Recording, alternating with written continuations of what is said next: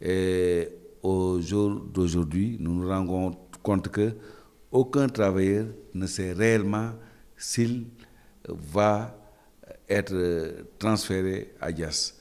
Parce qu'il n'y a pas d'acte formalisé. Il avait été retenu que la priorité au niveau des nominations pour les postes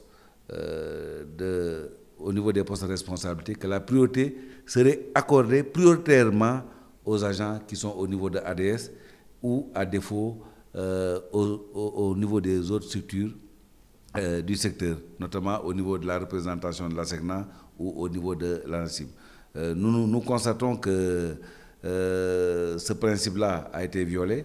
Ils ont nommé un directeur français, ça c'est de la responsabilité régalienne de l'État, mais pour les postes de direction, nous nous rendons compte qu'ils sont allés dénicher je ne sais où un responsable qui aura en charge les ressources humaines. Il va procéder au recrutement alors que ce secteur regorge de compétences en la matière. Il paraît que le conseil d'administration a nommé M. Xavier Marie au poste de directeur général de la société qui aura en charge l'exploitation de AIBD Diass de Thiès. Alors, en tout cas, les autorités présentent cet homme comme étant un messie, quelqu'un qui peut en tout cas redorer le blason de notre système d'aviation.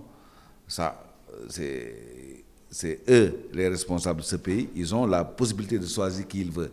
Mais nous aussi, nous sommes amusés à voir le profil de l'intéressé. Mais contrairement à ce qui est dit, il n'a pas été directeur général de Lyon-Exupéry. Il a été directeur de Lyon-Bron. C'est un aérodrome qui fait partie, en tout cas, du groupe d'aéroports de Lyon. Et au niveau de Lyon-Exupéry, M. Jean-Marie a été directeur de la sécurité. C'est le poste le plus élevé qu'il a eu à occuper, mais il n'a jamais été directeur général. Donc, je me suis dit que, est-ce que Lyon est une référence dans le système d'aviation français? Ça, c'est des questions qu'on se pose et véritablement, nous allons essayer de creuser davantage. Mais en tout cas, en dernière analyse, ce que nous savons, c'est que ce pays-là regorge suffisamment de compétences dans tous les domaines. Dans tous les domaines.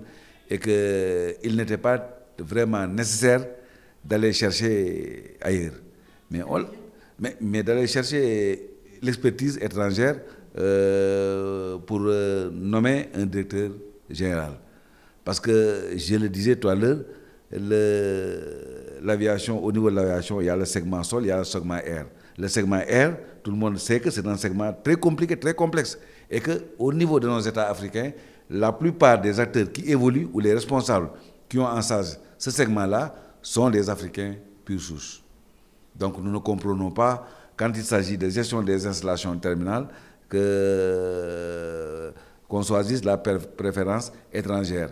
Bon, cela n'est pas... Bon, peut-être c'est l'option des autorités ou bien c'est l'option des personnes qui sont majoritaires au niveau du capital. Parce que aussi, je l'ai lu, je pense qu'à travers votre site, que même pour l'exploitation des boutiques au niveau de l'aéroport Blaise Diagne, cette exploitation-là a été confiée à un groupe français, Lagardère.